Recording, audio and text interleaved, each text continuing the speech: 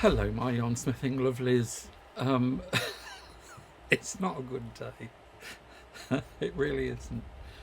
We're having a new kitchen fitted upstairs because we're in a three-storey house and our kitchen is on the first floor. So the first thing, the kitchen arrives. It's beautiful, all made up and lovely. Won't go upstairs. Oh dear. So the noise that you can hear, Mr. Man is upstairs and he's soaring. It went really quiet and I thought, I know, I'll take the opportunity and I'll do a little bit of this week's vlog. I got into trouble last week because I called it a blog. Apparently it isn't, it's a blog. So the vlog this week, I thought while it's quiet, well, it has gone quiet actually. I thought while it's quiet, I'll do a bit of recording. Literally, as soon as I pressed the button, all hell broke loose upstairs. So anyway, what am I going to do this week? So little things I want to tell you about. First of all, there's a bit of merch available. Soon I'll be putting a link down below. I just said if you remember, if you've seen all the others, every time I say you're allowed to go and buy some more yarn. I've only said it once, I think. You can see behind me, those who are really observant, I've had a couple of deliveries since I saw you last time. So anyway, there's some merch available and I'll put a link down below when you can get it. I'm not entirely sure they're shipping yet, but I'll tell you as soon as they are. This is it. I didn't know what I'd said wrong. I didn't know. But everybody seems to like them. So the question is, do I look like a hooker? You think I might. Anyway, so what I'm also going to do in a bit, and I'll pop it on the end of this, I've had one or two questions about socks. Hold on, just let me turn them on about them making a noise upstairs, and this thing is bingy bonging all over the place. Hold on, that's it. So I knit socks all the time. When we're away, there's a special family member who doesn't come with us, and I always knit socks for him while I'm away, and people have noticed I don't appear to use a pattern or anything. So I'm going to give these are what I call my 48 stitch socks. They're really easy to make, and the pattern actually is so easy I don't even write it down. They're super stretchy, as you can see. You can adjust the size accordingly to fit anybody you like, and so any bit of double knitting you've got lying around, we can knit with these. It's done on 5 pins for some reason or other, because that's the way I was taught. I much prefer to use 5 pins rather than circular needles, but you'll see when I do the pattern later on, the 5 pins actually make it much easier to keep count of your stitches. You'll see why in a bit. So that's coming up shortly. Please excuse the noise and stay tuned. I'll see you in a minute.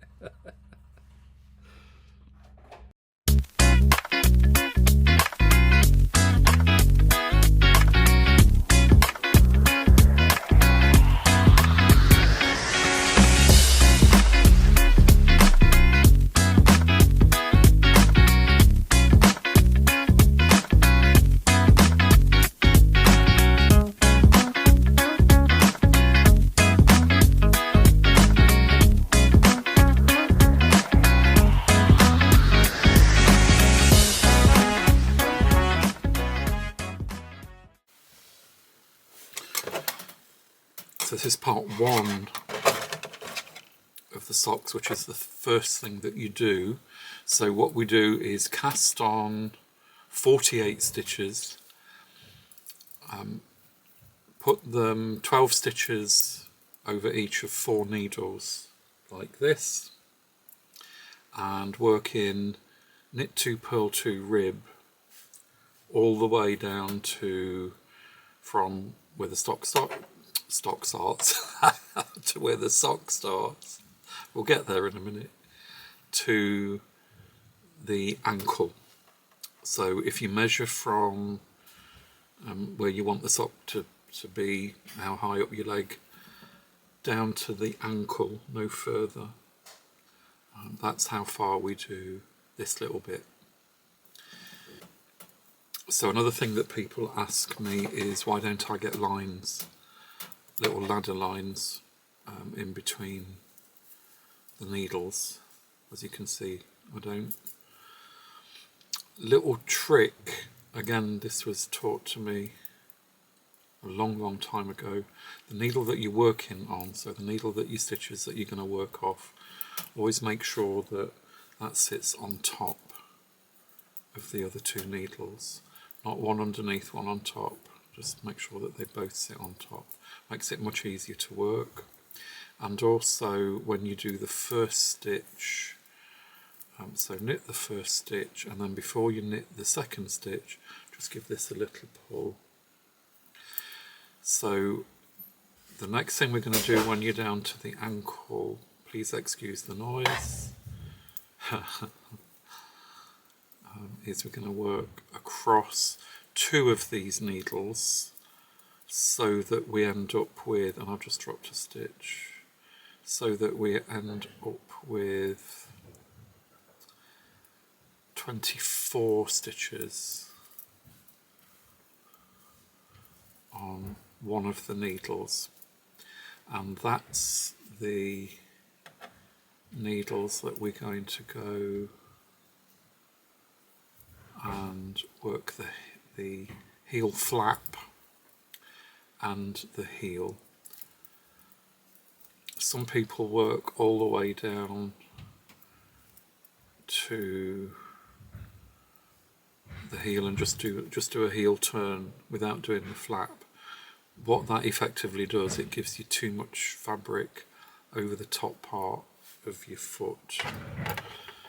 So I've done 12 stitches. We're going to move this needle aside now, and I'm going to work 12 stitches off the next needle. And remember, the needle that you're working on always goes on the top. Hold on. This is a little bit awkward for me at the moment because I'm actually working at arm's length. But we will get there.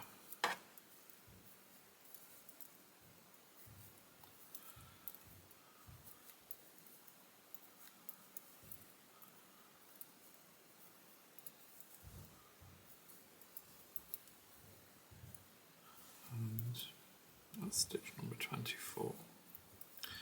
So you can see we've now got 2 needles with 12 stitches and 1 needle with 24.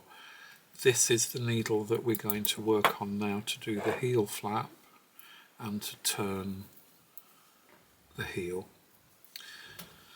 So to do the heel flap, if you remember, we've now got 24 stitches across here.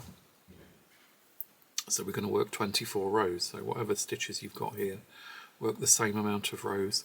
But obviously we're not going round in a circle now, we're just going backwards and forwards on this needle. And we're just going to work the heel flap. So let's have a little look at that. There's another sock that I'm doing, and I stopped just at that point. So in, as you can see, knit 1 per 1 rib, I worked 24 rows. So whatever stitches you've got across here, so because these are 48 stitch socks, we've got 24 stitches across here, then I worked 24 rows. So what we're going to do now is turn the heel, and people find this much more difficult than it needs to be. We're going to move now, instead of doing 2x2 rib, we're going to do stocking stitch now. So the front facing row here is knit and the back row is purl. So what we're going to do is knit along here. Bear in mind we've got 24 stitches on here. We're going to knit 22, meaning that we'll have 2 stitches left on this back needle. So we're just going to do that quickly. Please excuse the clicking noise of these needles on the wood.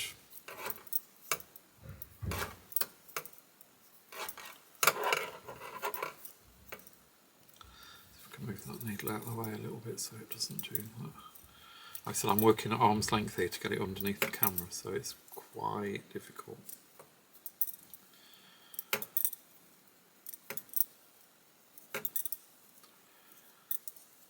So what we want to do now is turn this heel, but we don't really want any holes or ladders running across or up the side of the heel.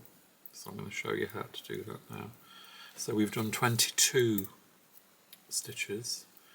We're going to bring this yarn forward and we're going to slip a stitch purlwise. We're going to take that yarn back and then we're going to slip the stitch back onto this needle.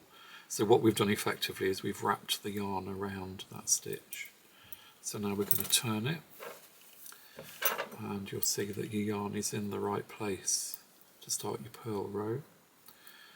So we're going to purl across here now, and again until we've got 2 stitches left here, which that's 1, 2, 3, 4, 5, 6, 7, 8, 9, 10, 11, 12, 13, 14, 15, 16, 17, 18, 19, 20. And then from there it gets really easy. So purl, remember, I'm going to purl 20 stitches. Now when I turn the heel, I always make sure that I'm not busy, I'm not going to be distracted, and I can do it in one go. So that I'm counting in my head, because we're going to do a countdown and then a count up. And you'll see what I mean in a minute, but you can write it down, you can use stitch markers if you want to. I don't find that I have to. So now we're on the purl row, so what we're going to do is we're going to put the yarn back, slip the stitch, bring the yarn back forward and slip the stitch back onto this one. So that was 20, that row. So now we're going to work down and do 19. So we're going to go down 1 stitch with each row. So we're going to knit 19,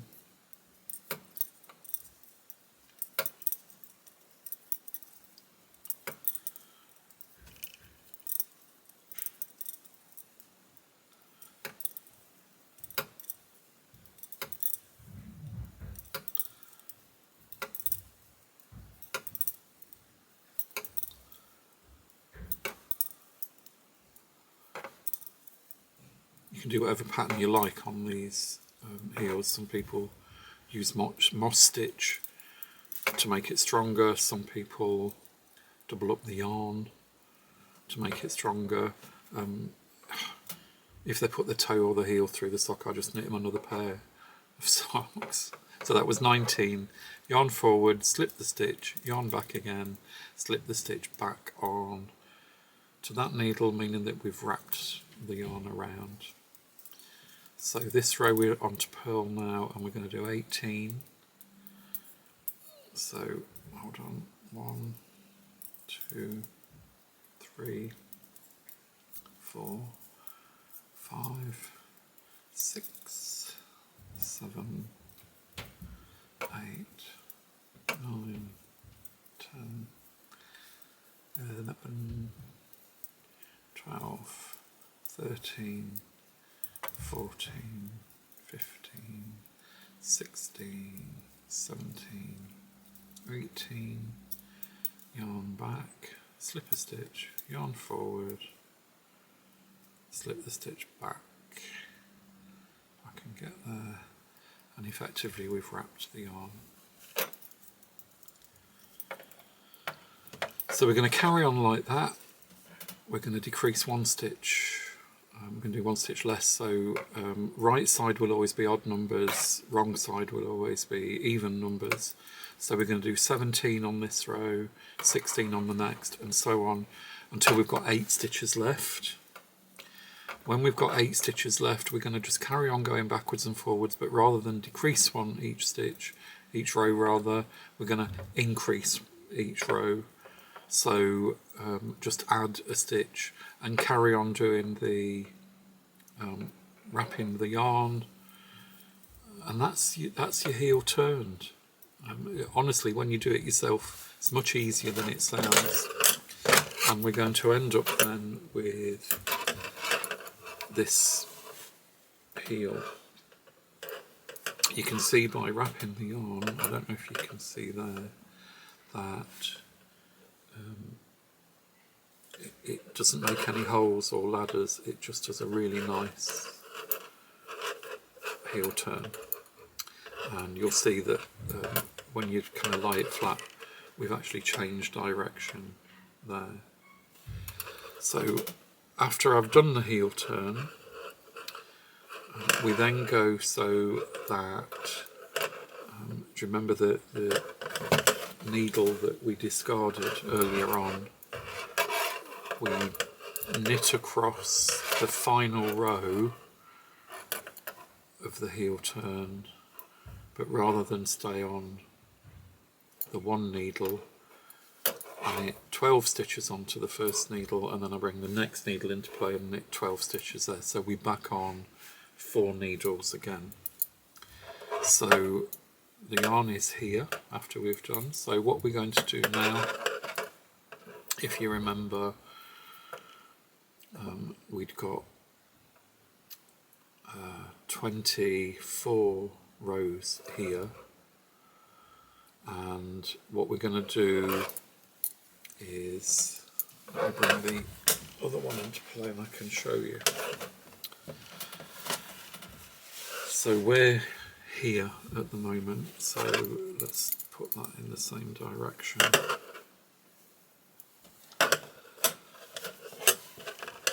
Hold on, get it right. Come along.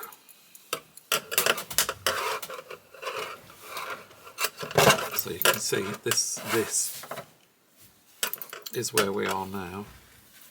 So along this part here, which is this part here, we're going to pick up there. Do you remember we've got 12 stitches on each needle, so we're going to pick up along there 2/3 of the amount of stitches, so that makes 18, if that makes any sense. A stitch pattern isn't completely square, it's longer than it's wide, so 24 stitches to pick up there would be too many, so we reduce it by 1/3. So we're going to pick up 18 stitches along there, which is along this row here, and then we're going to start working round on the 4 needles exactly the same as we did up here, but I'm going to keep the bottom part of the sock in stocking stitch. So these 2 needles here that are already in stocking stitch, I'm going to leave those in stocking stitch, and these 2 needles here that are in 2x2 rib, I'm going to leave those in 2x2 rib. This is what I meant earlier on by if you use 5 pins, remember there's always a working pin, so your stitches are on 4 of those pins. If I do that, I know that these 2 are always in knit 2, purl 2 rib, and these are always in stocking stitch. It's easy to get confused with those if you use circular needles and they're all on one needle. And then what I'm going to do after I've picked up the stitches here and put them on these 2 needles, which means here on these you're going to have 30 stitches on both of these needles. which is 12 stitches from the heel and 18 stitches from picking up down the side, which is here. Every time I get to this point here, so every time just before I change into 2x2 rib, I'm going to decrease 1 stitch. Then I'm going to work 2x2 rib across here, and when I get to this stage, which is back onto the stocking stitch, I'm going to decrease 1 stitch. So every row that you do along these pickup stitches, you're going to decrease 1 stitch until we've got 12 stitches on each needle again, which is back to the starting point. So that makes this little gusset here, again, it's much easier than it sounds. And I'm going to write the pattern and put it up here for you as well. Then we're going to knit the foot part of the sock. Measure from your ankle to the base of your toes, and that will give you this length here to work to there.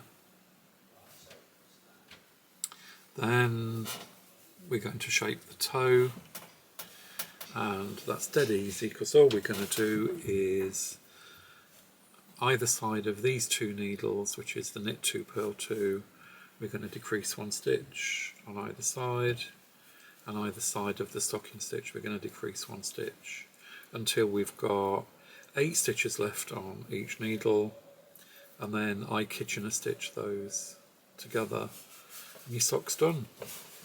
So I hope that makes perfect sense. Follow along, have a look at the pattern that's on the top of the screen, and send me some pictures of what you've done. If there's anything that's too confusing there, leave a comment, because I do these all the time. I just naturally assume people understand what I'm talking about, but leave a comment for me, and I can show you how to do it. So here is my pair of socks done. I've just got to sew or Kitchener stitch, graft, whatever you want to call it, those stitches together, and that's done. So I hope you've enjoyed it. I hope you've enjoyed this video, a bit longer than normal because we've included a pattern this week. I'll try and do that perhaps a little bit more. So if you've liked the video, please like and subscribe. It really does help out the channel and I really do appreciate it. Leave a comment at the bottom. Any questions I'll try and answer for you. If you'd like to become a member of my channel, the link is down below. That's $3.99 a month and there's all kinds of free stuff going on over there. In the meantime, love as always, happy yarnsmithing, and I'll see you really soon. Bye.